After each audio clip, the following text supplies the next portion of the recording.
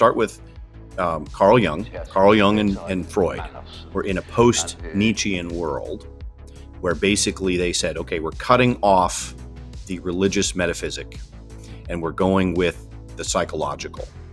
And Carl Jung said, okay, rather than salvation being the goal, it's individuation. It's wholeness of the self. Mm-hmm. That's the telos for Carl Jung. Okay, so that's the foundation. That's a presupposition that now Joseph Campbell comes to it with. And he's looking at all these stories around the world and saying, okay, here's the monomyth. This is the best way to achieve individuation, to achieve wholeness of the self. Okay, then George Lucas does Star Wars, and Star Wars creates this big religion of Star Wars, this fandom, this capturing of the imagination and everything. And it's all based on that Jungian notion. Justin Wells is a documentary filmmaker. He's a professor of film. He's got multiple advanced degrees in not only film, but also philosophy. Everyone, welcome back to Deep Talks, Justin Wells. I've been really kind of puzzling over the hero's journey. And I started writing something that is kind of like the story of the hero's journey, sort of how it came to us and why it got so popular and why it is the kind of like engine in Hollywood that people use for success with audiences, for connecting with audiences. Do you mind recapping that, like giving a brief summary so that those that might not be familiar with, the hero of 1,000 faces from Joseph Campbell, what mm-hmm. is exactly the hero's journey before you continue? Yeah. So, you'll hear this all the time, which is this idea that Joseph Campbell had. He wrote a book called The Hero with 1,000 Faces. He was a student of Carl Jung. Carl Jung talked about, the archetypes and the collective unconscious, and Joseph Campbell was using comparative mythology to look at all these different stories from all these different cultures around the world and noticing similar patterns. And so he calls it the monomyth. And the monomyth is, you have a hero who starts out, it's like a circle. Hero starts out, they get they're in the ordinary world, they get the call to adventure, then they encounter a mentor that gives them kind of some magical help. They cross a threshold, they go into the special world, they acquire allies, they get pushed back from threshold guardians, they wind up eventually in the underworld, what he calls the belly of the whale, which in Star Wars is when they're in the trash compactor in the Death Star. And then there's a kind of a spiritual awakening, a symbolic death and rebirth, and then going into the final confrontation of the story that he calls it the journey home, the return home with the elixir being that one piece of insight that he learned, that the hero, he or she learned on that journey, that they're now bringing back to the community, some wisdom that's healing for the community. And famously, George Lucas read A Hero with 1,000 Faces, and he put that structure into Star Wars, and that's really why it took over Hollywood. And that's where we are today, you could say. Like, we are in a post-Star Wars, post Hero with 1,000 Faces story. All of the stories that we consume in popular culture, not only in Hollywood, but also popular fiction and nonfiction, the editors of Doubleday and all these different will use that grid as a way to judge whether or not they think that story is going to be successful. And so I'm looking at it now. I want to know if that is the right way mm-hmm. to analyze a story. Mm-hmm. So that's why I'm kind of thinking of it, the story of the hero's journey, and I want to get a handle on it myself. So almost like a meta perspective on, is it fair to say you're trying to figure out if there is a story behind that story that leads to our attraction to that story? Is that fair to say? Yeah, well, this is kind of how I'm thinking about it. Yeah. So if you trace the lineage, if you just follow the how it developed. So you start with Carl Jung and Freud were in a post-Nietzschean world where basically they said, okay, we're cutting off the religious metaphysic and we're going with the psychological. And Carl Jung said, okay, rather than salvation being the goal, it's individuation. It's wholeness of the self. Mm-hmm. That's the telos for Carl Jung. So then, okay, so there's a little tweak there from the old world that Mm-hmm. Carl Jung makes. And you could say, well, maybe individuation is kind of similar to the Christian notion of sanctification or the Orthodox notion of theosis or something, or maybe you could say that, individuation gets you part of the way there, but you need salvation, sanctification to get all the way, or something like that. But it's Right. different. It's a little bit different.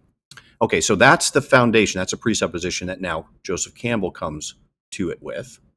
And he's looking at all these stories around the world and saying, okay, here's the monomyth.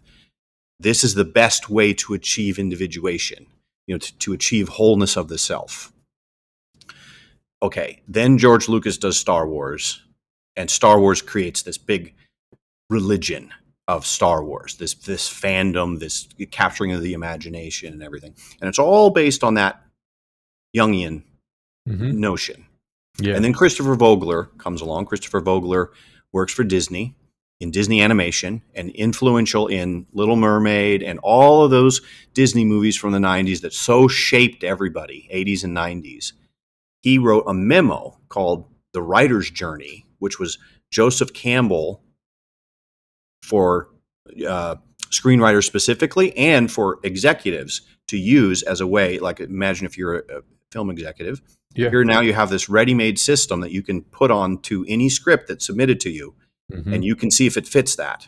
Wow. And if it doesn't fit it, now It's imagine, it's like I didn't know that. the executive is not necessarily a story master. They're other concerns. That what they want to know is what should I greenlight and what should I not greenlight. Mm-hmm. Here's the system that's being used, right? And so now me being a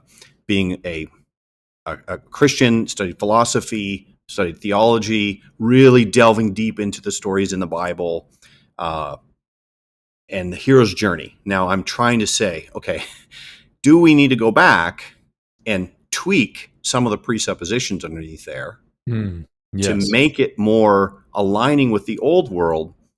Because, like I said, Carl Jung said, we have to do this. We have to have our cake and eat it too, in a sense. We have to get what we need from the stories and the collective processing, the distributed cognition, Mm-hmm. but we can't have the religious metaphysic, Mm-hmm. And so that's where we are today. And I think the reason why I wanted to talk to you about it Mm-hmm. is because I think it very much lines up with the work that you're doing in terms of connecting us back to that transcendent realm, let's say. Mm-hmm. Yeah, no, that's great, Justin. Yeah, I've thought quite a bit about this because, certainly, I would say probably most people when they talk about like what's some of the earliest hero's journey stories that we see in ancient myth, they'd point to the Iliad, right? Homer's Iliad is, one of the reference points. But as you're bringing up like the particular Jungian emphasis on self-actualization being at the centerpiece of the hero's journey, I've become more aware of the evolution of that emphasis as we have moved into, I think, an era of storytelling is in pop culture in particular. In pop culture, since I was a kid growing up in the 90s, where I think there actually has been either critiques, questions about that story and who gets included in it. So that would be part of kind of the postmodern critique and maybe post-colonial critique of saying, okay, in our at least modern versions of that story, are we actually perpetuating a certain kind of hero that does not include those on the margins? And is that version of storytelling actually reinforcing particular prejudices or keeping people in power? So, right, that's kind of the post-colonial, postmodern critique. So essentially what it is saying is that you take a hero's journey like a Luke Skywalker, right? And or even like one of the critiques that people have had with Tolkien's hero's journey, whether it's in The Hobbit or in The Lord of the Rings, is it's really male centric, right? So you get maybe feminist critique of Tolkien, and you go, oh, where are the women in this story? It's kind of just like the bros hanging out, the fellowship of the bros. It's like doing bro journey, and it really resonates. And it's interesting because I was talking with my wife about this, who isn't like a feminist, and just saying, man, I was like raving about how I forget something I had watched recently, and I was like, oh man, they really tapped into the hero's journey again without cynicism, without critique. I can't remember what it was, and it was like really, really cool and exciting to see that. And she was like, yeah, that's great, but when was the last time you've seen a movie about? Is there a hero's journey for a mom with 3 kids?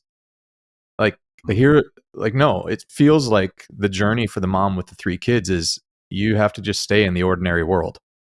Like that's your job. There's no leaving your kids to go on the adventure. So I've had questions about the way that story is being reassessed and critiqued, and there's some interesting facets there. But there's another component too that I've noticed, and I don't know if we talked about this last time, Justin, but I've also noticed a way in which, from Jung's like self-actualization emphasis, that the point is at the end, we confront the father, we overcome the father, we confront Vader, and now we have gained a new perspective. We have become an actualized self. That there seems to be like a newer version of that I've noticed, especially with modern like Marvel movies in the last like more like this last 6 to 10 years, where it seems like the whole story is not even so much about self-actualization as much as about therapy for the main character. So one example of this that comes to mind right away, and I just think it's like, from my perspective, a horribly executed movie on so many levels, but was Thor's Love and Thunder, right?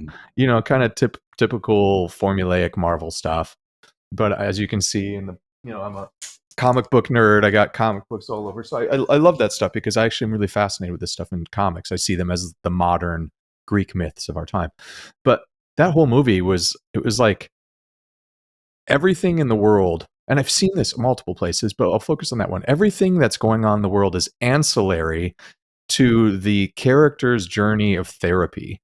You know, I think I saw. I'm a Star Trek guy as well. Felt a little bit like maybe in the early seasons of Picard, which I was really excited about. Star Trek's The Next Generation is my favorite of the Star Trek series, and when that first maybe season or two of Picard seemed like it was about some form of therapy for Picard, as if all the characters, all the events of the universe, and in the Marvel world, it's been everything in the multiverse is about this one character's journey towards some sort of healing of trauma. I've been really concerned about that kind of play. And it seems like it's a devolution from even a Jungian emphasis on self-actualization. Because for me, if I were to find a way to integrate the hero's journey into like a Christian ethos, for me, Justin, it is that the point of the journey is getting the elixir so that you can be a benefit to the community. It's not even so much self-actualization as much as how can this journey not actually be about me? It's so that when I come back to the Shire, I have something to give. When Luke, he confronts the father, he can now lead. And this has kind of been butchered by later Disney Lucasfilm stories, but he could lead a new school of Jedi to teach them from the things that he has learned. He's of benefit to the world and to the flourishing of the community. That for me would be like a Christianized, and I wouldn't say that's just unique to Christianity, but it would be a Christianized version of the hero's journey. But I have my questions about, concerns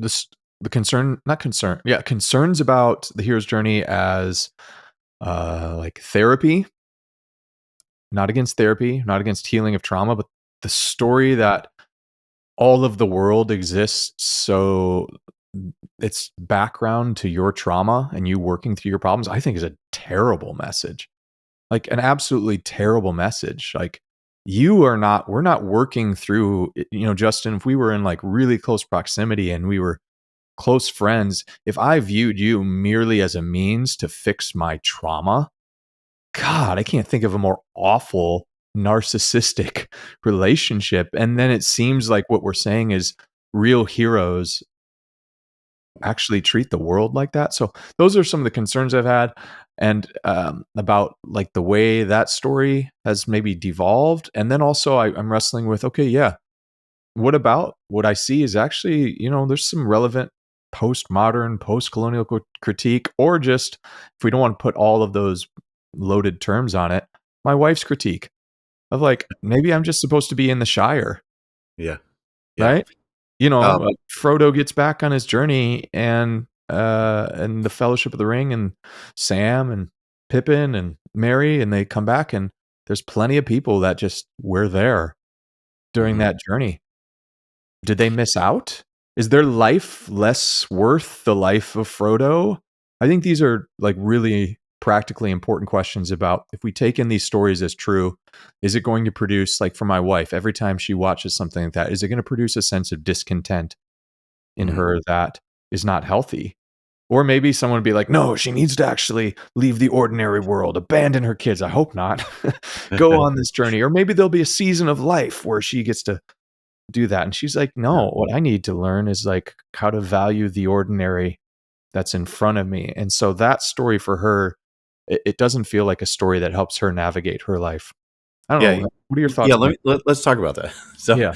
it's that's interesting you bring that up because so this little I'm probably just gonna get all of my thoughts together and self-publish a little piece, which is the story of the hero's journey, Mm-hmm. mostly for myself and my students, just so I can have an easy thing to point them to that gives Campbell's version of a little bit of background on Carl Jung, Campbell's version of the hero's journey, Vogler's version of the hero's journey, and now there's an outfit called StoryGrid that I'm really into right now, using a lot of John Vervaeke's stuff in their story Oh, craft. really?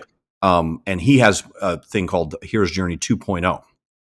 Really? Um, yeah, which isn't out on a book yet. It's only he's Okay. only done it as a it's the guy's name is Sean Coyne, Okay. and it's called StoryGrid. And I'm really really impressed with these guys. If you look Oh. up his conversation with John Vervaeke, it is very very good. Okay. I'm jotting a note down about this story grid. I've not heard of this. This is awesome, Justin. Oh, cool. Yeah. Oh, I think you'll love him. I really do. Okay. Um, so so in my this little thing that I'm going to put together, um, I ran across basically the I think is probably the premier counterpoint to Christopher Vogler. I'm blanking on her name right now because I'm only just introduced to her, but she wrote a book called The Feminine. No, it's called The Heroine's Journey, Hmm. and it's basically looking at the archetypal concerns from the feminine perspective. Hmm. Um, in the kind of the world of the hero's journey, Hmm. and it does have to do with the mother maiden mother matriarch cycle. That there's sort of three phases. You can think of the hero's journey as having these three phases, uh, and the difference being going out to get some and bring something back uh, versus attracting something in to build up. You know, Oh. so there's kind of a I think that there is a kind of a mirroring that happens between the masculine and the feminine in terms of ordinary world, special world, and if you look at stories like Beauty and the Beast or Pride and Prejudice, a lot of Jane Austen type stuff, you will see this feminine version of this journey. Um, Hmm. I don't know if maybe journey isn't even the word for it. Maybe it would be the feminine way or something, Yeah. you know. Okay. But there's still a So movement, yes, right? Like that's the thing that it feels like. It feels like the thing my wife was putting her finger on was like, uh, I do think this is a thing that women, especially mothers, feel as they try to engage with all sorts of stories in our culture, and just the journey of being a mom, which I do think, again, like, to detach any label from it, is we're missing out on a significant portion of life if we're not telling stories that are relevant to, like, I don't know what percentage of the population are mothers with children. But for them, I think there is, like, okay, where still might be there a story that shows growth.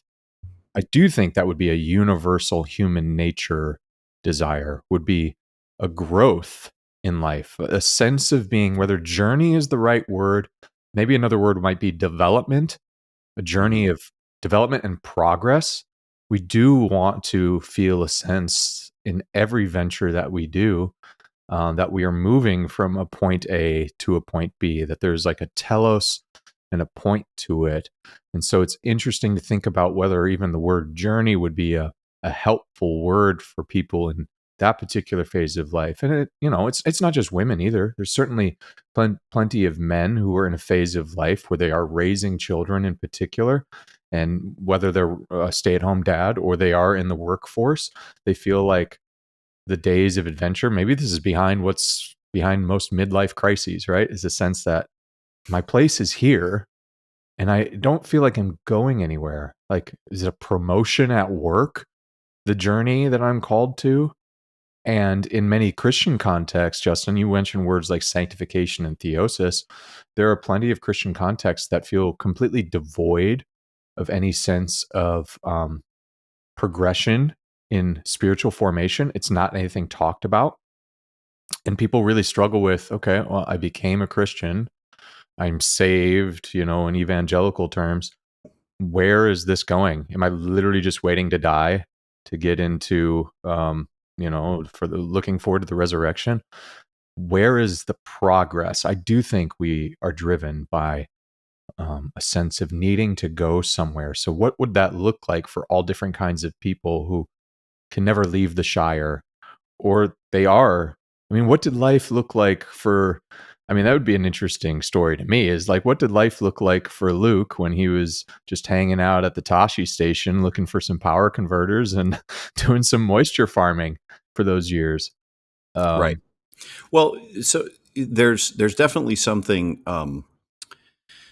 uh, something that is universal. I think um, is this pattern of the world that you know, the world that you're familiar with, and then having to step outside of your comfort zone mhm. and encounter the unknown in some sense.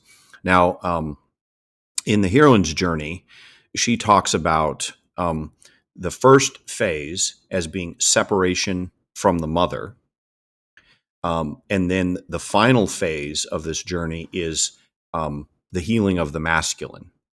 And again, I haven't totally worked out exactly how I Wow. feel about all of her stages, but there is a sense of, if you look at Beauty and the Beast, for example, Hmm. you'll see that she is kind of picking out these stages pretty well, I think. In Wow. terms of, like if you tried to take Beauty and the Beast and fit the hero's journey onto it, you Mm. could. I think you Hmm. could do it. Yeah. Hmm. Um, but her system seems to be lining up even better, fitting a little bit tighter, like a glove, a little bit more, like more of the fingers are going into the right glove holes there. Hmm. Um, so yeah, I do think that there is room. So I want to include that in my little analysis. It's like, okay, here is, Hmm. like, if you are concerned with writing a story that wants to explore the challenges and the ins and outs of the feminine, then this chapter would be for that. Because I think you're right. I think you could really there. The problem today, I think, is that people just took masculine stories and For just sure. swapped the genders and said now it's Yeah. now it's a feminine story. Yeah. It's just a bunch of female John Wick movies. Right. She's like, does that really capture the experience of being a woman for most women who live today and who've ever lived? I Hmm. don't think so. Or not even just the experience of being a woman, but the feminine in general, like what Right. is the feminine? Yeah. What exactly, how is the what's the relationship between the masculine and feminine in more of a cosmic sense? Yeah, for And that's sure. definitely worth exploring. And I think that we do have a bunch of stories that do explore that. Um, Okay, so what would be some examples in remind who's what's the author's name again? I'm talking about this oh, feminine I got to look hero's her up. journey. I literally just was summarizing her stuff um, uh, yesterday. So she's Yeah, as you totally look new that to up, me. because I'm just wondering. I'm trying to think of where there might be other examples of that, because there's even been, I've heard this critique, and people are like, "Ah, it's the woke mob again," critiquing even those Disney movies like Little Mermaid and Beauty and the Beast. And here's the critique: is that okay? All of those journeys, even for those characters, feel like it's all centered around like the attainment of a male at the end. Like Little Mermaid is like she's willing to trade her voice, to get married. She learns it's probably not the right thing to do, but in the end, the primary goal for her life is attached to a woman. Now, on the flip side, you do have plenty of male centric heroes journeys about confronting the dragon and rescuing the woman, and I do think that does seem to be I am in the camp of C.S. Lewis in this regard, who I do think there is whether we want to call it like an ultimate like platonic form of masculine and feminine, but like C.S. Lewis argued, and I just finished going through Paralandra again, and he makes this really, really clear in Paralandra and also in That Hideous Strength as well. And I'm sure there's other places where he argues there is an eternal, maybe even cosmic, masculine and feminine, of which takes embodied expression in male and female most typically. But his point is there is something metaphysical. There's like a deeper platonic, whether we want to call it a platonic form of masculine and feminine, that's beyond just gender. There's a complementary position. I mean, maybe something akin to what we might see in Taoism, in the concept of yin and yang, that there is something there. So I think there will always be stories in which the male hero sets out to rescue the woman from the dragon, from the bad guy. That's a recurring pattern that we do need to keep telling those stories. And I do think there's a value to the story of the woman who is searching for the right man. That's part of it. But I have also heard the critique that, well, it seems like the majority of stories for women and for young girls in particular have been making life all about finding Prince Charming. And it's like, well, do women also have aspirations and duties and things that aren't connected to simply, did I find the right masculine companion? Are there things internally in me, in and of myself as an individual person, that have value, that aren't attached? There's that rule, they've called it an I forget the term, you might remember it, where it's like, people go looking for whether a movie has a scene where two Yeah, female characters are talking together about something that doesn't involve a male.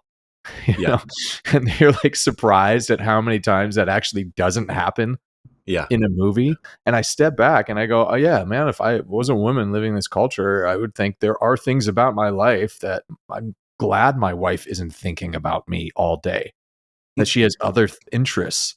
Hmm. um where do those get told in a story, in a way that again isn't like, uh, you're right. I think I am tired of the trope of, we get essentially have the female John Wick, or we need the female Luke Skywalker, and it's like, well, maybe that's a valuable story, but I think I just heard in an interview with Emily Blunt recently where she's like, every time I see a script my way that has that, I'm done with it. Like, I'm not doing that. And she definitely plays like strong heroic female characters often. Sicario comes to mind. Hmm. That movie is incredible, where her role as the main character, she certainly has toughness to her, but there's also like a femininity in a world of hyper masculine men around her, where it's like it's very interesting to see that dynamic. So I was giving you some time to maybe find that author, Yeah, and wondering if there were particular stories that come to mind that feel like, yeah, this is the story that captures some sort of journey for not just like a young woman finding a man to marry, but a woman who's already been married, has kids. Like, is there a story that tells a journey of progress for her life, and something that shows, hey, this is going somewhere? yeah. So the author's name is Maureen Murdoch, and the book is it's probably it's pretty old. I think it was probably 90s, maybe early 2000s. There's another author named Clarissa Pinkola Estes who wrote a book called Women Who Run with the Wolves, another sort of classic Jungian depth psychologist working on feminine archetypes. Mm-hmm. So there's definitely people working on it. Um, and uh, and the story grid guys are working on it too. Sean Coyne Interesting. and some of the Okay. he did a masterwork analysis of Pride and Prejudice, which was excellent. A really they put out these little books which are masterwork analysis where they basically go through every scene and explain what the inciting incident, the complication, crisis and resolution is for every scene in the entire book. You know, they did Harry Potter and Wizard of Yeah. Oz, and Mm-hmm. so there's definitely people working on it. But from going back again to maybe a theological perspective, let me see what you think about this. I'll tell Okay. you. Um, so in the beginning, in Genesis, you have uh, this notion of formless and void, right? Mm-hmm. And then there's two tasks given to the humans to fill and form, or form and fill. Mm-hmm. Uh, Now, in apparently, there is a word in the King James in Hebrew that's usually translated as bear children, which means to build. And Interesting. so Okay. so there's a weird thing where people, I think it was Sarah. I'm not sure if it was exactly this one, but it was where one of the barren women in the Old Testament said, "Let me have your let me build via this other mechanism." You know, so the idea is that so weirdly enough, the building word, the word that's translated as build, is actually the filling part of the forming and filling. You know, Mm. so you could think of a masculine Mm-hmm. task as forming something, Mm-hmm. and then inside it needs to be filled. So think of a house. You know, you have Yep. the house, Yep. and then you put all the furniture inside of it. For sure. So that's forming and filling. Mm-hmm. And I trace that word all the way through the Old Testament, and it seems to be associated with the feminine. It seems to be associated with the filling aspect. In a way that it's associated with female characters in the story. Is that what you Yes. mean? Okay. Yeah. Yeah. Interesting. So I think that there is something about the twin tasks in the Mm-hmm. world. So you can think Yeah. of like a house and a home, for example. Mm-hmm. You know, the house is the thing that separates you from the outside, keeps you safe from the elements, keeps you safe from predators, Mm-hmm. and the home is this inside organizational aesthetic sort of what makes a what makes a house turn into a home. You Mm-hmm. could say maybe that's what the feminine does. That's the Mm-hmm. feminine kind of fills up that space that's been carved out. You know, Mm-hmm. um, so that's another. I think that you could now again. These are all brand new kind of like Yeah. concepts that I'm kind of just Yeah. trying to work out and put together. Mm-hmm. Um, that I think you could start to move in that direction in terms of looking at some of the more classic masterworks that are working in the exploration of the feminine, like even Little House on the Prairie. Like if you were to look at those books and the life path that she has, and all of those memoirs that Laura Ingalls Wow. Wilder Yeah. wrote. And also I think Jane Austen is a very, very good, a very good picture of it. So I think that there's a lot to explore there. But I think that this Maureen Murdoch is right to say that it's just a variation, that you can think of it as a variation of the hero's journey, Mm-hmm. changing the role a little bit in Mm-hmm. terms of, I would probably say, filling versus forming, or Mm. something Yeah. along those lines. Yeah. And it'll resonate with people if you put it out there and it captures people's imagination. So, Mhm. if it captures the imagination of young women when they read that book, Yes. or whatever it is. Mhm. Yeah. Okay. So first of all, I'm not an Old Testament scholar. I don't know Hebrew, and so I don't ever really feel entirely like it's within my wheelhouse to provide accurate commentary, or something that would be deemed any sort of expertise on the Old Testament, other than, I've obviously taken classes in my master's, and as a preacher, as a pastor, I certainly preach on those texts, but I'm not. But there's a few things that you mentioned that um, are interesting that came to mind right away. First was actually, John Walton, an actual Old Testament scholar, an ancient Near Eastern scholar. He does talk about creation and what he believes is attempting to be described by the ancient authors for Genesis 1 as the essentially like the making of a house, the building of a house, and then Sabbath, the seventh day of rest, being the dwelling in the place.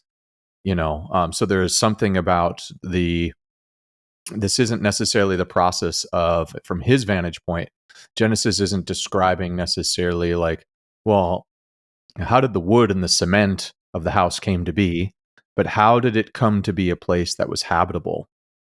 And then God dwells in it. So there's a temple archetype there as well. And I do think that's interesting, if you think about whether or not Lewis is right, whether or not there is some sort of really cosmic archetype throughout creation of a masculine ordering and a feminine ordering that need complement together to bring fulfillment, to being a more complete picture of right ordering of God's creation. I wholeheartedly believe that. But I do have some questions at times I think this is questions that are going on all the time, whether or not we use this language or not. Whether or not, if we see a pattern like that in the Bible, I think there has been good debate about whether or not are these descriptive patterns or prescriptive patterns. So, for example, is when people have debates about women's roles in ministry, based on maybe difficult passages in the Pauline epistles. Certainly, that debate seems to stem around whether or not Paul was describing something that was a reality, let's say, at the church in Corinth, versus prescribing something which is the ideal telos. And so, obviously, that debate, if you see it as prescriptive, then the implications of that are you're going to say, well, women's roles in the story of life take this expression. If you see it as descriptive of a particular time and culture and context, you might say, well, no, we have other places that might point to a prescriptive ideal, So it's interesting to think about within the biblical story, are if that pattern that you're seeing is true in the Old Testament. I don't doubt it. I've never studied that myself. I think it's a really fascinating thing to explore. Is it a descriptive or prescriptive pattern? Is it descriptive of something? So, for example, I do think, like in biology, for example, it is a descriptive pattern to say that among mammals and actually throughout much of the animal world, that males who are higher in testosterone, as a descriptive pattern, tend to have more sexual partners, right? So, like, the alpha chimp is impregnating tons of female chimps. That is a descriptive norm. Now, I would say as a Christian, there's a sexual ethic that is contained in the revelation God's a special revelation of Scripture. And actually, I do think we could even go to general revelation in various ways to say, though that might be descriptive, God's intended order for reality, the prescriptive thing that he's going for would be not that human males would engage in promiscuous sexual activity, that there's actually a better order for reality. And then how do we discern that order? Is it prescriptive that David having a ton of wives should become the pattern by which men look at and go, yes, David, a man after God's own heart, had a ton of wives. That's prescriptive on us today. I think by and large part, most Christians would say no, but I will say this. I have noticed that there is and you're going to see more of this in the next 10 years. I absolutely 100%, you can write this down, whatever today's date is that this comes out, that you're going to see over the next 10 years significant debates in academic theology that are going to trickle down into churches about whether or not there's polyamory and polygamy are biblically supported, or at least there are no Christian prescriptions against it. This is already happening, and I'm telling you it's going to happen more in kind because of this kind of debate. Do we see something as descriptive or prescriptive? So to me, Justin, one of the things I'm trying to work through here is, as I wrestle with that and the Bible being an ancient book, is sifting through, is this a descriptive pattern or a prescriptive pattern? Especially when it comes to issues of like gender roles in a particular story. We're really wrestling with that in our culture. But then I do look at it and go, all right,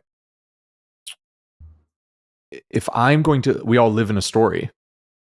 If I'm going to live in a story, what is the story that when I see Star Wars and I see Luke's hero's journey, I'm able to say, I am going to compare that story with this prescriptive story. So I've just made a claim earlier in our conversation that for me, if you were to make a sort of hero's journey as therapy, a prescriptive story for how we should live our lives, I'm going to say, hogwash. That's terrible.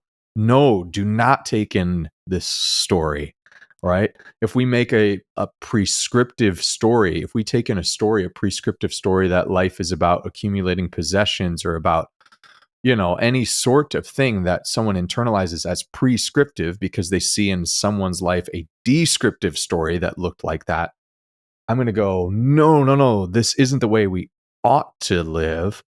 But it is because I do believe there is some like superseding story overall. So as you're navigating, like going through the biblical text, have you thought about is this you're seeing it, is there evidence that what you're seeing about the construction and then the filling, I don't know if that's the best terminology, the form and the function, the male and the female, where are you at right now with, are you feeling like, no, I'm actually wondering whether you might be leaning more towards this might be a prescriptive story that we should step into, or are you in a place of going, I think it's descriptive? I don't know. Tell me what you think on the divide between, descriptive and prescriptive stories. Well, yeah. I don't know. I don't know if I'm thinking of it quite that way. Okay. I'm thinking of it more in terms of, um, I go by the evidence of what really captures people's imagination and what really grabs people. Yeah. I think something like 70% or 80% of the people who read novels are women. Mhm. And they just really, really love these novels and these stories. And that's one of the things that Sean Coyne was saying when he was giving advice to a young writer on his podcast, was saying, you want to consider that if it's just a masculine story, if there's no women in this book, that you're cutting off this huge part of the audience. There's no one for them to relate to. Yeah. So, and I do know, from my nieces, for example, or whatever, that there are certain stories that from a very young age just absolutely fascinate and capture them, that doesn't capture, for example, the two boy nephews that I have, For sure. they're just this really, really deep seated, ingrained, sort of fascination with these. I can't make it through Pride and Prejudice. Anytime that my wife is like, it's my turn to watch a movie and she puts on that or something like that, I'm the one struggling to stay awake. Right, right. Yeah, well, the notion of that triangle structure Mm-hmm. of the romance, the female perspective romance triangle structure is one of those patterns that works very, very well. You've got the one guy who is maybe like not good for you, but Yep, attractive, and then for you have sure. another one that's more stable but not interesting, Mm-hmm. and kind of like judging between those things, and then again, I think Maureen Murdoch's idea of the healing of the masculine, like there's just some sense of knitting together when the masculine gets kind of like torn apart, like putting it back together and making it whole again. Like there's a lot Well, of deep things in there. okay, have you seen Twisters? The Oh, new. the new one, no, I haven't seen it yet. Okay, shockingly surprised by it. It's like spoiler alert, it is exactly about that. I Hmm. was so surprised. I'm not saying it's a good movie on any sort of it's not going to get any Oscars. Uh, but it was kind of like to me, what Top Gun Maverick was doing, where I was just so surprised. It was no preachiness in it.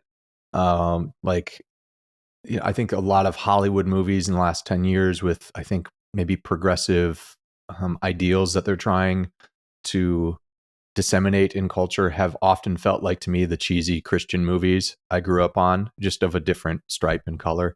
But this was exactly doing that. You had a really like masculine guy who, um, is very much, it seems he is characterized as being dangerous, you know, uh, like risk taking, not risk averse. So a lot of like what you would say traditional high testosterone masculine qualities.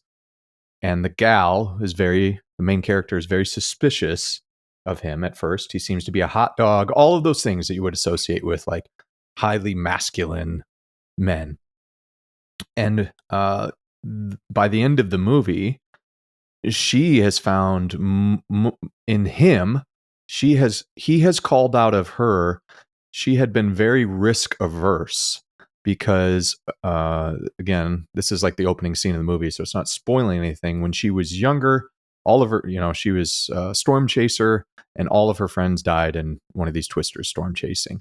So though she is still like a meteorologist, or I don't know what she's doing, she's been averse to storm chasing again. And there has been something every time she gets close to the storm that she doesn't want to go in it. Well, in the companionship of this guy, he ends up like calling that out of her in a way that is incredibly positive. I'm not going to spoil the end of the movie. I'd probably say it's worth a watch. It feels like a 90s popcorn movie that was I love actually those. just kind of refreshing. It was, you know, but this facet stood out to me. He called something out of her, which was to say, hey, the danger that you're afraid of, you can actually confront. And almost like, I will be there for you. Let me show you. And there's scenes where he literally, he's driving with her into these twisters and showing her that it's okay. And on the flip side, her femininity is drawing out of him like compassion for people affected, these cities that have been ravaged, and small towns in Oklahoma that have been destroyed by twisters. And I was like, what the heck? I haven't seen this in a Hollywood movie in so long. And I was like, oh, this seems like that's celebrating without any cynicism. It was so like the lack of cynicism was almost disarming. It was so like typical earnest 80s, 90s movie. And it had all of still kind of like the prerequisite diversity. There were minority characters. There was certainly a character that would probably, without them getting preachy about it, uh, probably appeared to be maybe trans as well. But they never got preachy about it. It had like all of these ingredients that feels like the culture has been intention about, but not preachy about. And then you had this real like masculine, masculine, feminine, feminine complementing each other in a way that one was drawing out the best of the other, and the other was drawing and calling out things that the other character didn't know they had.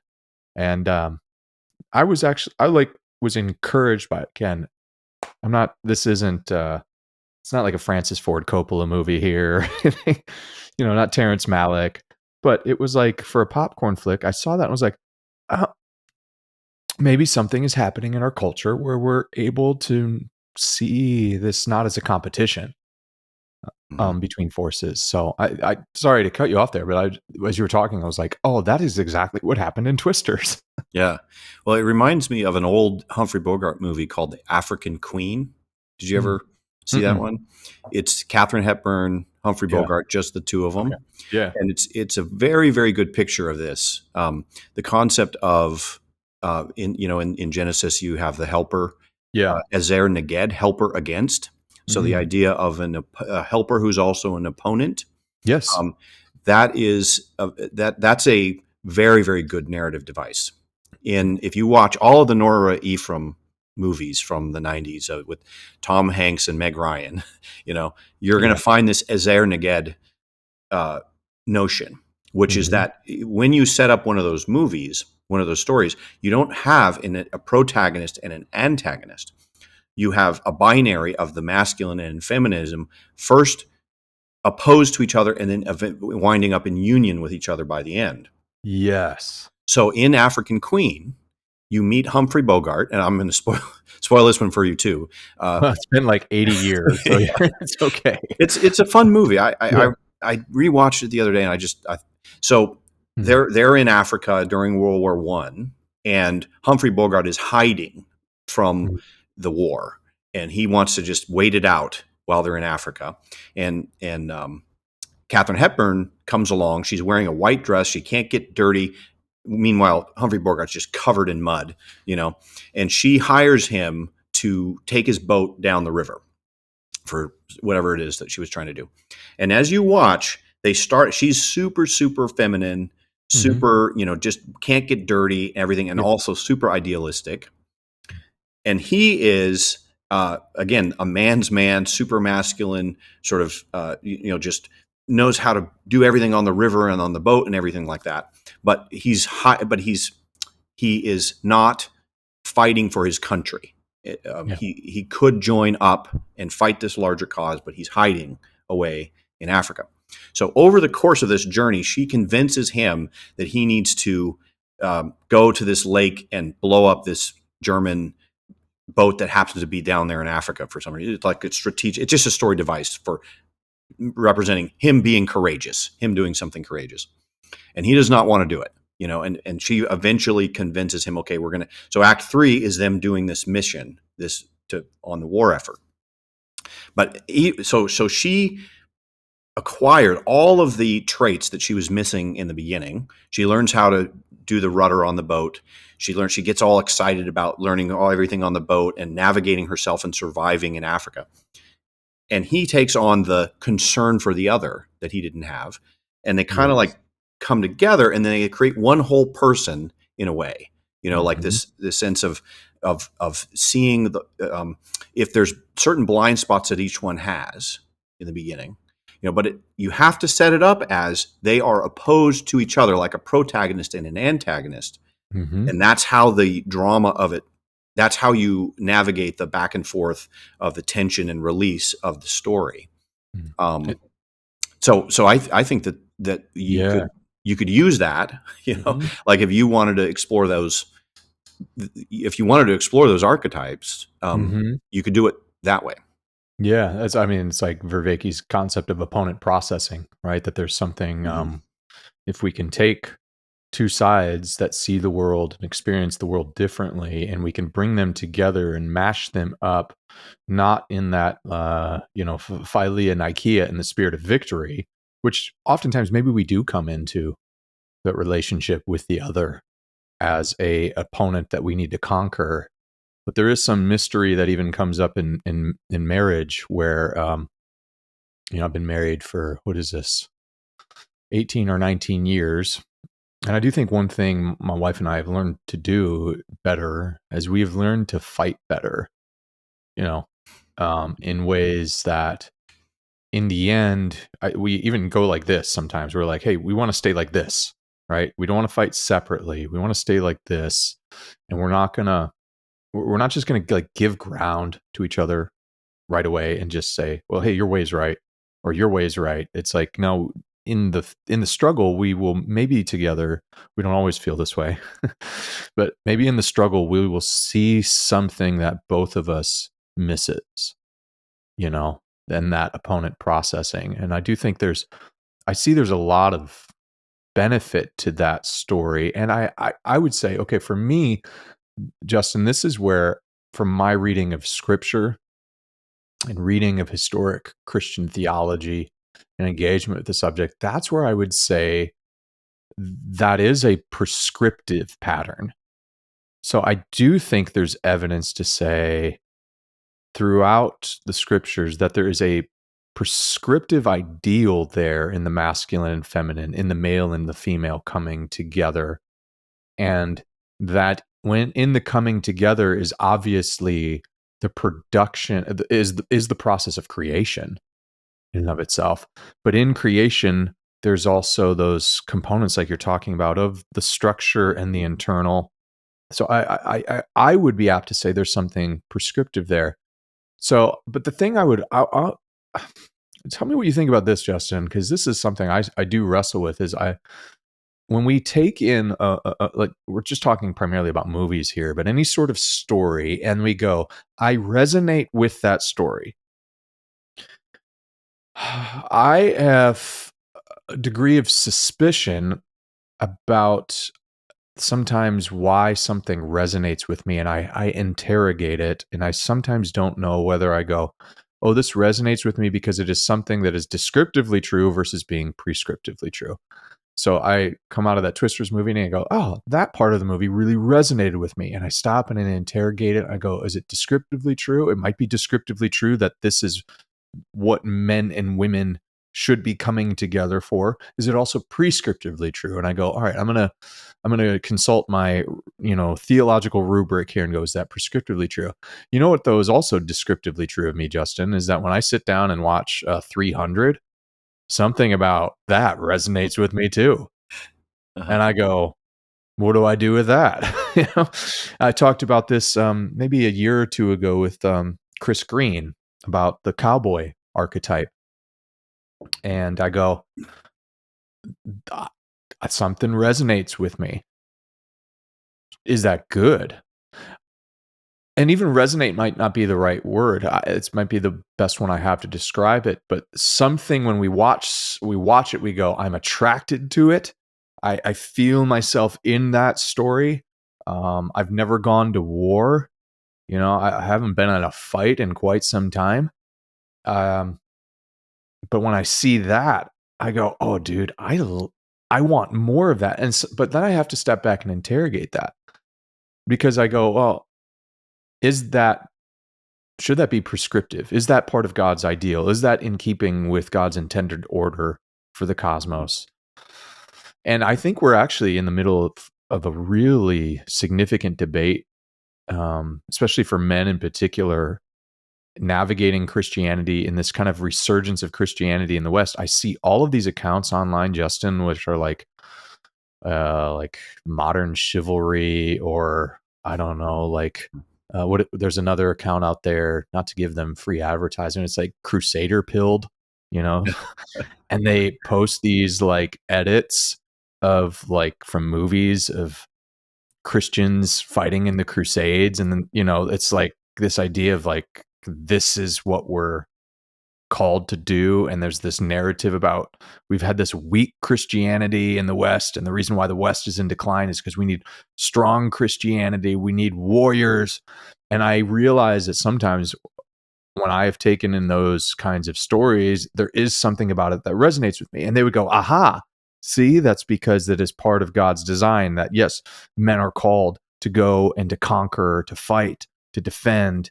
But then I do go back to my other rubrics and I go, all right, I read Jesus's words. It's like, that doesn't seem to be Jesus's methodology. Didn't seem to be the apostles' methodology. Can I consult church history? Well, pretty much up until Constantine, this was not the pattern of the early church for the first few hundred years. It feels like only when Christians moved into positions of power and prestige and what would have happened if Christians in the first and second century said, "Hey, we're taking up arms to defend ourselves," because it's that resonates with us. They would have been utterly annihilated, and it seems like they would have lost their witness. There was something about the witness of Christians being thrown to the lions that actually seemed like it only helped the spread of the gospel. So I am at a point of wrestling with when I see something and it feels like, I don't know how else to describe it other than resonating. I'm tuning my guitar to a reference note, and I go, "Oh, that's it." I wrestle with what is something that's resonating with me, because this is just descriptive of me. I mean, obviously, like as a Christian, I loathe like what I would deem as presentations of human sexuality that seem to deviate from what I think should be the prescriptive norm. But I also confess at the same time, if there's like a movie like the old James Bond archetype, is like, dude's going around and just having sex with like the most attractive women you would ever see in your life. Part of that, everyone likes that about James Bond, right? Like dudes look at that, like in my dudeness, in my masculinity, I go, yeah, that's pretty sweet. But I know that's probably a descriptive thing. It shouldn't be prescriptive, because I have this other story that I'm. Yeah. But at times it is more difficult. I think here's one thing that might speak to that a little bit. Yeah. And it does kind of touch on the Jungian notion of wholeness a little bit, but the idea that archetypes, I think, have a wholeness to them when you go in and fully explore them. And what you're describing, I think, sometimes is just a partial archetype. So for example, James Bond, in a James Bond story, or like a Louis L'Amour Western, it's all external conflict. That there's no internal. Usually, you have the two things going side by side, and they're opposite each other, so that you get what they call a win but lose ending, where you win something but you lose something, and usually it's between a want and a need. Yes. You get what you want, but you lose what you need, or you lose what you want and you get what you need. That's a very, very kind of universal story structure.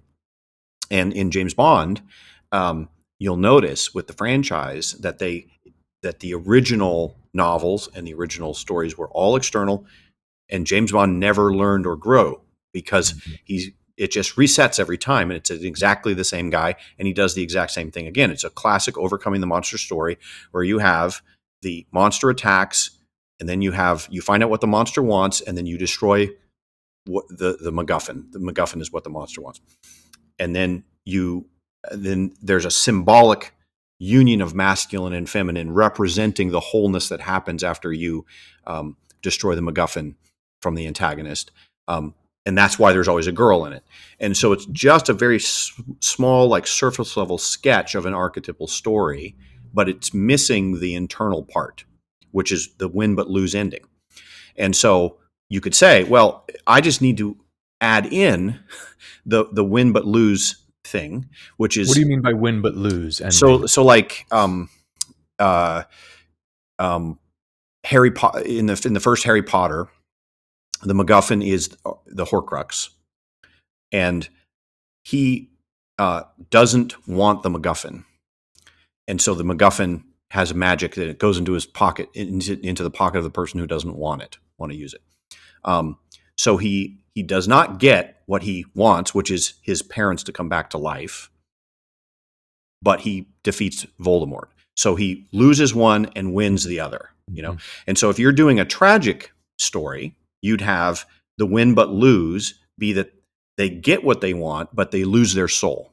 or they lose some inner moral thing they lose. The, But uh, the Faustian bargain, right? yes, exactly. But if you're doing a happy story, if you're doing an up ending, then you're going to want to make it so that the protagonist wants something and they need something else, and they lose what they want, but they get what they need. So they have this internal growth, and they become a better person. They make a sacrifice. That's the main, I think, point of it, is that you have to sacrifice this other thing in order to have that um, that transformation of your character into a proper oriented human being, a properly flourishing human being. And so I think that might have something to do with Mm. it. It's sort of like you're saying descriptive and prescriptive. I'm saying, uh, you know, want and need. So Yeah. there are. I don't know if need is necessarily the best word to use, but that's how the story people usually talk about it. Mm. But there is this idea that there is a properly functioning telos for the human being, properly flourishing in the world.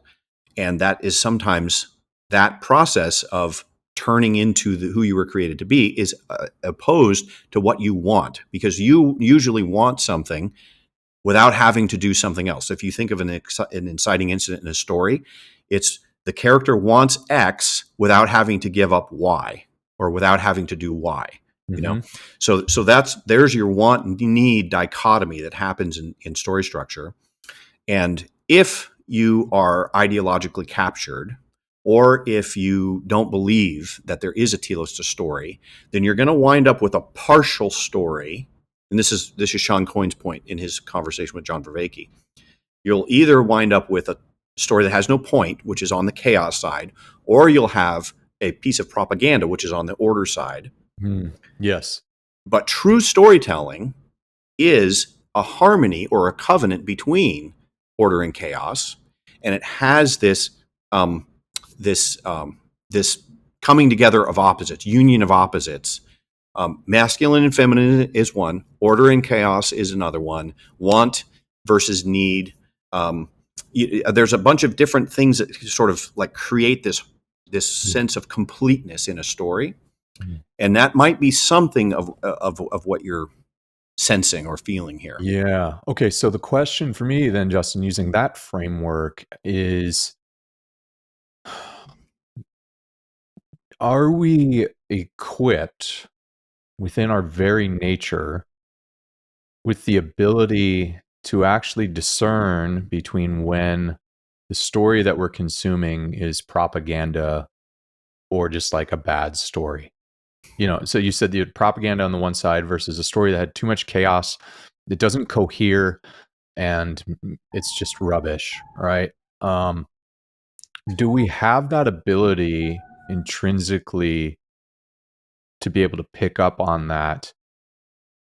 And if we do, um, okay, so one thing comes to mind. I don't know if I can use it in this way, but I think of Paul's argument in Romans 1 that God's invisible attributes are clearly on display in nature so that we are without excuse. Like, there's something about us, the human nature can actually perceive what's true, good, and beautiful in creation.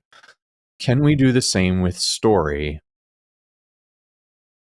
Like intrinsically, where you go, okay, all right. So Chris Green makes this point about like the cowboy archetype, which is, I think, akin to James Bond. That he talks about how there's a tragedy actually, that if we really assess the stories, that these heroes, the James Bond, especially the old, the older, not Daniel Craig. I think Daniel Craig's James Bond stories had a little bit more of that internal. They intentionally put that internal Yes. into those Yeah, later which ones. was Yes. which was kind of refreshing, especially in the first couple. But if you take that, the Sean Connery James Bond or Roger Moore James Bond, where that doesn't happen, Chris Green's point is that if you see the end story of the cowboy, there's a tragedy there, and he argues that part of the tragedy is that the cowboy never actually gets to participate in the community that he has defended. He's always an outsider. There's always an obvious missing of wholeness, missing out on wholeness. So Bond gets to travel the world, sleep with beautiful women, drive fast cars, but he can't ever just settle down. I do think that's like, the exact tragedy they kind of explored in that first Daniel Craig movie, where he actually did love a woman that wasn't just purely selfish libido on display, and that ended in tragedy. And so now he's someone that feels as if that becomes the motivating factor, feeling like, in my line of work, I will never actually be able to experience that wholeness. So if it's a true story, even by showing that, we should be able to pick up on and go, when I step back, I go, do I actually want James Bond's life versus the life I have now, which is monogamous, committed marriage to my wife, children, safe neighborhood, raising our children well. I'm in the Shire, in many ways. Would I be able to discern that? Do humans have that ability to discern between propaganda, like intrinsically, and then at some point, can it be warped by the constant consumption of propaganda to get us to the point where we can't actually discern between true stories and not true stories, where I look at a Bond movie and go, yeah, I actually really want to live like Bond, instead of seeing that he never actually gets to experience wholeness, community, the things that in which he's seeking to protect and defend. I don't know. Do you have any opinion on whether or not we can like pick up on that stuff intrinsically, or whether or not it's like, no, we can't. We're encultured people. And so if I was living in Nazi Germany in the 30s, I was watching all those propaganda films, I'd probably believe them to be true, just like most people did. I'm stuck in that culture. Or would it be like, no, the image of God is in us, and we should, by our natures, be able to discern that, whether it's in nature or whether it's in the stories of culture? Well, I would maybe take a little bit of a Socratic or Platonic approach to it, in the sense that you can forget it, but you can also remember it. Mhm. Um, I've found that it's difficult to teach story today because there's so many examples in the lexicon of the public imaginary that are these incomplete versions of stories. Like a totally, if you just take a story that just subverts everything and nothing means anything. I think the Coen brothers' Burn After Reading is a good example of this, where it's just everything you expect to happen, they subvert. And finally, by the end of it, everybody's confused and nothing means anything, you know? Um, uh, that's one side of it. And so, you all have students that come in, I love Pulp Fiction and I love, and it's kind of like, okay, well, how am I going to now show you what I think is a proper approach to telling a story when this is your examples? And then on the other side, you might have the overly ordered, super, super tightly constructed. Here's the good people. Here's the bad people. The bad people are always bad, and they're ugly, and they're, Mhm. and then the good people are always good, always nice, never have any trouble with Mhm. anything, and always do everything right, kind of a story. And so what I find that you have to do is you have to say, okay, let's go upstream and go to the source where we have the kind of like the headwaters of good storytelling, which you could say are the masterworks, like the best stories that we have, and That look at those. best has been decided how? Is that just like through essentially the self-correcting process of like a cultural Wikipedia phenomenon, where it's like we're constantly, Yeah. Wikipedia will in the end probably present true information because the community is constantly self-correcting it. Is that how we determine that Shakespeare is best, Yeah. or, the story is best? How does, when Well, you I say think best? yes. Okay. That's partially that. That's one Yeah. indicator. I think is that if it resonates with generation after generation after generation, it's got something going for it. You know, um, and but also the other thing is that our culture is um, was so formed, Western civilization was so formed by Christianity during the time of Thomas Aquinas, that even looking at the Greek myths is kind of like changed a little bit through Christian spectacles, so that the Plato that we get is a Christianized Plato, probably different than the real Plato was. So there's a lot of things happening in our culture that's causing us to have value judgments. But in general, I mean, just you could say, okay, we could take just some of the best pieces of literature or stories Mm-hmm. from even the past 200 years. And what you're going to find, I think, is if you compare them to, once you learn how to spot it, if you compare even just Wizard of Oz Yeah. or even, I think Harry Potter is exquisitely structured by Mm-hmm. J.K. Rowling. Mm-hmm. Lord of the Rings, The Hobbit, you So there's a know, timelessness to it, Justin. yeah. Is you're saying like that's one of the Mhm. qualities of being able to assess, is this a really good human story that actually speaks to human nature? Because we need to find some sort of benchmark for saying, well, it's not just a story that a particular culture at a specific time has found meaning in, but there's a lasting sense of meaning because it's timeless. Do you think any sort of like appeal to a cross-cultural appeal is a metric too, as well? So Yeah, take maybe. like Yeah. Kurosawa films, for Mhm. example, or Studio Ghibli stuff that does seem to have some cross-cultural appeal to it. Do you feel like Mhm. that's a metric for evaluating? Yeah, Um, yeah, I do. Yeah. okay. But also, as a Christian, I would say that there is a certain light that comes from revelation that shines on to things that helps you kind of understand the value of it. I would take like a lot of the, like Jonathan Peugeot talks about this a little bit with fairy tales, the relationship between, let's say, the stories in the Bible and the fairy tales, what exactly they kind of, one illuminates the other, Mm, mhm, and so that's another thing that you can use, I think, mm, as a set of values that you're kind of looking like Snow White, the references to the poison apple in Snow White definitely relate to the story of the Garden of yeah, Eden. for sure. Not exactly super easy to pick out. And Jonathan talks about this when he did his version of Snow White. So there's a relationship there, and all of these things kind of like come together to where you can kind of sort of say, yeah, for all of these reasons, these masterworks belong in the category of masterworks.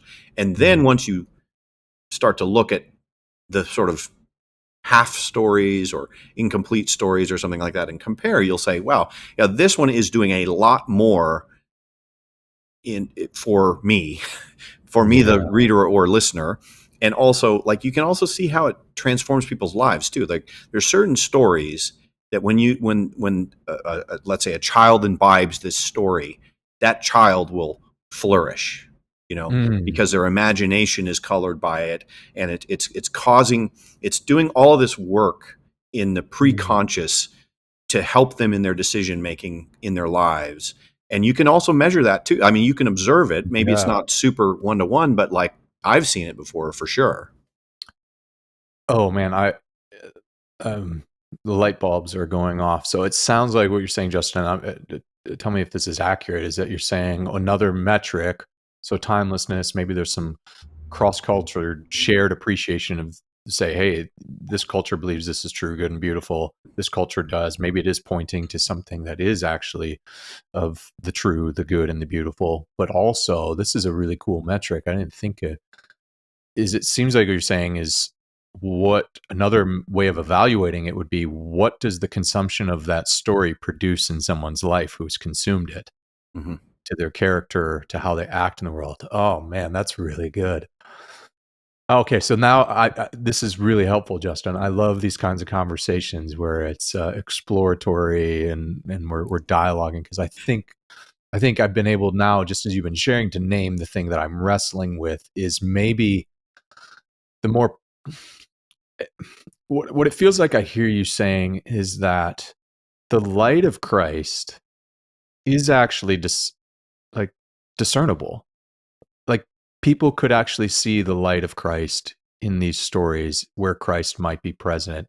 And I think I've just been able to identify as you're talking, the thing that I internally wrestle with is maybe a more, we'll say, hyper Protestant or hyper Augustinian approach to the human condition versus an approach to the human condition that might actually be more Catholic, especially post Vatican II, and maybe even more akin to what someone like a Jonathan Pecho, who's in the Eastern Orthodox tradition, would affirm, is to say, no, the light is discernible, right? By all peoples at all times. And I think the thing I wrestle with is also that kind of like hyper Protestant. It's like, no, above all else, the heart is deceitful. So if I sit and I watch a movie and I go, yeah, obviously these things about Bond appeal to me because the heart is deceitful above all things. So when I engage with it, I don't know if I can actually name it as descriptive or prescriptive because my heart is deceitful versus, I think what has been more of a, especially post Vatican II, Roman Catholic approach was to say, no, like the lines between general revelation and special revelation are a little more squishy, and it is available and discernible to all people. The light has come into the world and darkness can't comprehend it. But Romans 1 is like, it's on display in his creation. And I'm wondering if I have done something where I have bifurcated the acts of human culture as being something separate from the natural world. Mm-hmm. And now I'm sitting here thinking about this as like, no, the acts of culture, we are part of nature Mm-hmm. too, right? As well. So there should be, even in cultural artifacts and cultural texts, because it is all part of nature, we're not separate from it. We should be able to say there are signs and evidence of the light of Christ in those stories. And when they resonate with us, maybe it's just like being able to discern the different frequencies of resonating. So there's the part that resonates with my nature that is been marred by the presence of sin. So not denying that, holding on to that truth. That's a Catholic truth too. It's not just a Protestant truth. It's a universal Christian truth. So I should be able to discern when this thing, which is like, man, Bond is around beautiful women, fast cars, that might be that attraction. I'm learning to discern a spiritual discipline between discerning between the attraction to the ring, Mm-hmm. that Frodo feels, and also the call that he feels within him to destroy the ring, which also resonates with me. Mm-hmm. I don't know if I'm thinking and processing out loud with you, so I don't. It Well, might be jumbled. well, Is that I mean, that makes the sense? Yeah. one thing that I think everybody forget, not everybody, but a lot of times we forget with this general special revelation discussion, Hmm. is the fact that for a long time, your and I ancestors, the only book they had to read was the Bible. It was the only book that anybody. That's how everyone learned how to read. Yeah. And it's so the special revelation has so saturated the collective um, the collective imagination that you can't get away from it. Even if you True. like, if you try to say, well, I'm going to go Mm. to and just imbibe these pagan stories or something, I'm telling you, you can't do it because, like I said about Plato, you can't even access Plato unless you go through Thomas Oh, that's a Aquinas. great point. You know, It's an it. inextricable part of our grammar, our Mm, cultural grammar. So we there's no way of like even getting to the headspace of imagining the pre-Christian world because we're swimming in it so much that yes, it's going to come up in the yeah, the story. Tom Holland point from the Right. beginning. Yes. That's yeah. Yeah. So I think that it's Richard Mao was one of my professors at Fuller, and he talked about this idea of Protestant and Catholics debating about how deceitful your heart is. He Hmm. said, the real point of that debate was to say that there is no one faculty of the human that can't be affected by um, the the sinful motivations. So it's not like just your emotions are bad, but your reason is good, Oh, or that's good. you know. Yeah. And so Hmm. that's really the point of the debate, is to Mm. say you can't you can't just go into your head and think you're going to be okay. You can't just go into your emotions, you'll be okay, or your body and you'll be okay. Every single one of those things has been touched by this. So you Mhm. have to be a little bit understand that your emotions can go bad, your reason can go bad, your body Yes. can, your instinct, following your instincts can go bad. But that doesn't mean just everything you do sucks. That's his quote. That's what he said. You know, so I think that, yeah, like you can say, look, you can trust what's come down to us through the culture. I think the fairy tales, even when Richard Rowland and Jonathan Pageau were discussing Beowulf, and everyone said, well, is Beowulf a Christian story? Is Beowulf a Christian story?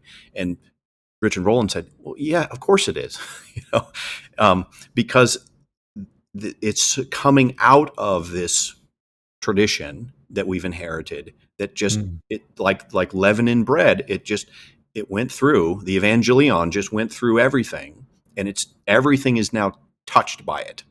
Mhm. And even if it wasn't originally, our perceptive lenses of it would make it impossible for us to not have at least some engagement with that text through some version of a Christian interpretive lens. So it might be a moot point as to whether or not, if I'm reading the Iliad, it's a pre-Christian world. Hmm. Um, but my world that I inhabit now and the cultural lens by which I read and engage that text is going to make it impossible for me to not see it tinged with, um, or interpreting it through some sort of lens. But, but even taking that a step back, I mean, I do think like John's argument in the prologue of the Gospel of John is, as Christians historically affirm, that yes, there was a singular moment in time in which God became flesh, but before that moment, it wasn't like the world was without the light of Christ. Even before he was named Christ as the Logos, um, before that came into a specific moment in the incarnation, the Logos was always the light of all mankind. And so that's why a guy like Justin Martyr can argue that, well, yeah, in what God did in Socrates, we can see the seeds of the Logos there. We can see the seeds of Christ in the historically still pre-Christian world, because wherever there's light, truth, goodness, and beauty, the fount of all that and the source of all that is Christ. So we could take from our vantage point, that interpretive lens to then engage with Beowulf and to engage with Iliad, and not to anachronistically impose like a Christian reading on it, to like respect the world of the author and their communicative intentions. But just like I do with Star Wars today, I'm not saying Lucas was explicitly trying to give us any sort of like Christian parable on that front, but I can certainly see the light of Christ at work in that story and be able to draw out of that, respecting Lucas's, what we might say his perlocutionary intentions are in his own text, to respect that and still draw out of it and celebrate the points of harmony with the light of Christ.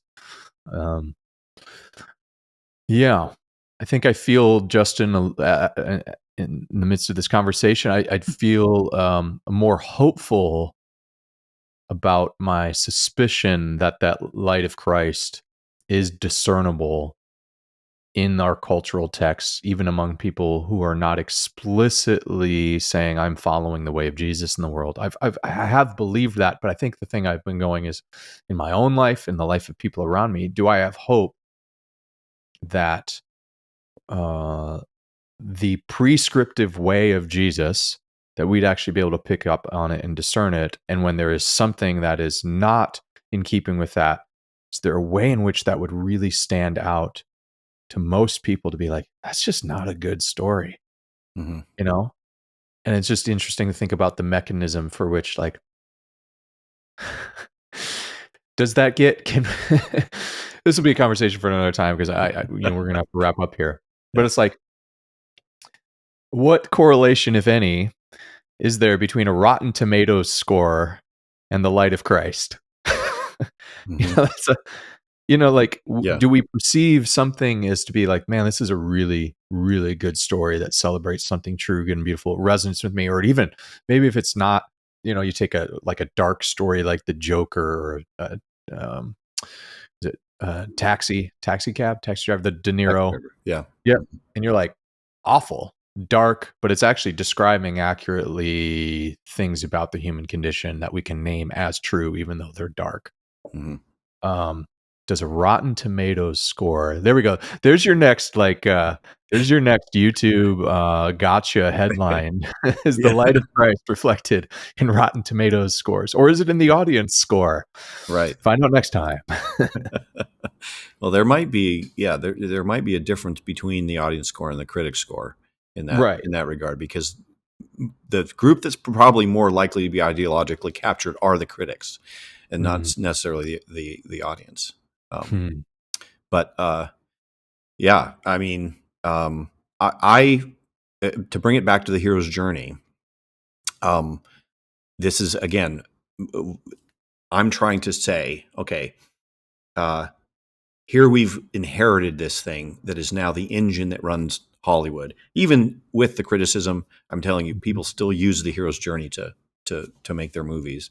Um, and I'm trying to see, okay, what is the best way to use that tool to create stories that do create flourishing and wholeness and health in the world, emotional and psychological and spiritual health in the world. And as far as I know, I'm the only one really trying to do it from the perspective of bringing in a theological conversation into it. I think there's a kind of a standard way of teaching screenwriting now these days Mm. that sort of just assumes the Vogler Campbellian kind of Mhm. approach. Robert McKee as well, and so I'm really excited about the story grid. Sean Coyne, who was Robert McKee's agent for a while, and whose buddies with Stephen Pressfield, who wrote The War of Art and Legend of Bagger Vance, and what he's doing with John Vervaeke's stuff in applying it to story. I think there's And a is lot John of. aware of this? Oh yeah, he's He going is? to Okay, publish good. John's book, as far Okay. as I know, about the Wow. awakening from the meaning crisis. At least that's what they said on the podcast. Okay. So I'm excited that there is. I think that right now there's some very, very groundbreaking work being done in the world of story and storytelling, um, certainly for Christians, but also, Sean Coyne is similar to Vervaeke, where it's kind of a, agnostic, uh, Yeah. evolutionary, biological, Yep. cognitive Mhm. science point of view. But he's saying a lot of the same things that I'm sort of finding from my perspective, and so I think that there is a real opportunity right now to to I don't want to say recover, but like Mhm. really embrace the really, really good parts of storytelling. Uh, the opportunity for people to start engaging with that and doing that. Um, Mm. so I'm super excited about it. And as you know, I'm just thinking out loud on my Twitter and on my Yeah, yeah, with yeah. you and on my channel and everything. But I think I'm going somewhere that I'm very excited about. I totally agree and wholeheartedly recommend everyone, if you are using Twitter or X, to follow Justin over there at Justin's Morning Coffee, to subscribe to his YouTube channel. I'm kind of we have these conversations with Justin, but you're going to find, obviously, I talk about science and theology and philosophy, and Justin's lane really is this subject matter that we're talking about. So if you want a specialist, I'm more of a generalist. You want a specialist that really has some expertise in it, please go over and follow him and subscribe over there as well. I mean, I'm excited to hear that. And one last final thought, Justin, is it's cool to think when you're like, hey, these guys are landing on this point, even though they are taking perhaps different epistemological pathways. So they might be using what we in the theological circles would say, like the light of general revelation in the sciences. And to me, it's encouraging, and this is giving evidence to the coherence of the Christian story and the Christian understanding of the cosmos, is that we should have multiple pathways of perception that do lead us to the light. And whether that is scientists like John, who, again, John and I have our disagreements about theology and things like that. Hearing this, Sean taking these pathways and going, no, I think this is pointing to something true in our guiding stories. And then Christians to come along and be like, yeah, I actually think that's true as well. To me, it just speaks to the harmony of God's truth in the world, and the pathways. He's not like hiding from us. It's not a game of hide and seek. Like, it's there. And that's really cool. Really cool. I'm glad you've exposed me to that. And I'm definitely going to look, I'm going to do more digging into that, because I had not heard any of this until you told me. Again, highlighting the point, Justin is a specialist in this subject matter. Please go follow him. Well, thanks again, Paul. I mean, I really enjoy these conversations. Sometimes I just need someone of your level of intelligence to bounce these things off of, that also shares my worldview. Wow. So I really, really appreciate these talks. Oh, me as well. As we saw evidenced here, there were insights coming to me and clarifying questions coming to me that helped me in my own thought process as we're discussing together. So thank you, Justin. Thanks, Paul. I don't run ads in the middle of my podcast because of the generous support of listeners just like you over on Patreon. Extra special thanks to Clint, Brandon, Daniel, Dave, Eli, Garth, Jean-Marc, Jesse, John Mark, Josie, J. Tom, Justin, Kate, Luke, Matthew, Mike, Nick, Paul, Rob, Sam, Stephen, Tim. Thank you all for your generous support.